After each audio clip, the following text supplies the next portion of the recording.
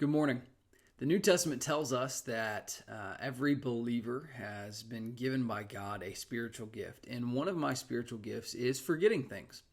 It is that core to who I am. I just have the supernatural power to forget almost anything at any time. I have been known to pack a lunch and set it on the counter, turn around and refill my water bottle, and then walk out the door forgetting my lunch. It just happens all the time. And so one of the things that I found really reassuring and just something that registers well with my experience is in the book of Joshua, and several times throughout the Old Testament, but especially in the book of Joshua, we see God's people setting up reminders for themselves throughout the lands that they inhabit of the things that the Lord has done for them. So in Joshua 4, they cross the Jordan River, and the water stops flowing as they are to go across.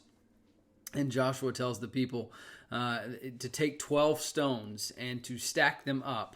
And it says in verse 21 of chapter 4, "And he said to the people of Israel, when your children ask their fathers in the times to come, what do these stones mean? Then you shall let your children know. Israel passed over this Jordan on dry ground, for the Lord your God dried up the waters of the Jordan for you until you passed over, as the Lord did to the Red Sea, which he dried up for us until we had passed over, so that all the peoples of the earth may know that the hand of the Lord is mighty, and that you may fear the Lord your God forever."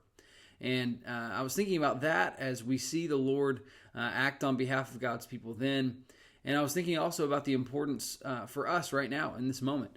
We're not sure what the Lord is doing, as things are uncertain, even in our own lives. Now is a wonderful time for you to begin a journal, for you to take just a few moments at the end of each day or at the end of each week and jot down a few things that were going on. Because in the time to come, it will be important for us to tell the story again and again of how the Lord sustained us, what the Lord was doing, the things that we were learning in His Word.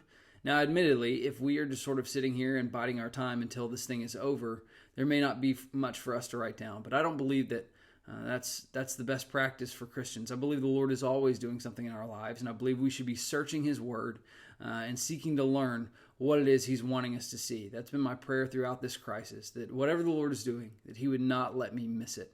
So I'd encourage you, maybe today, you can sort of follow this time-honored tradition amongst believers of just journaling a little bit as a way to jog your memory in the future for what the Lord did in the midst of the crisis, and to remind you of His faithfulness, as the book of Joshua says, to remind you that the hand of the Lord is mighty, and to remind you that you are to fear the Lord forever.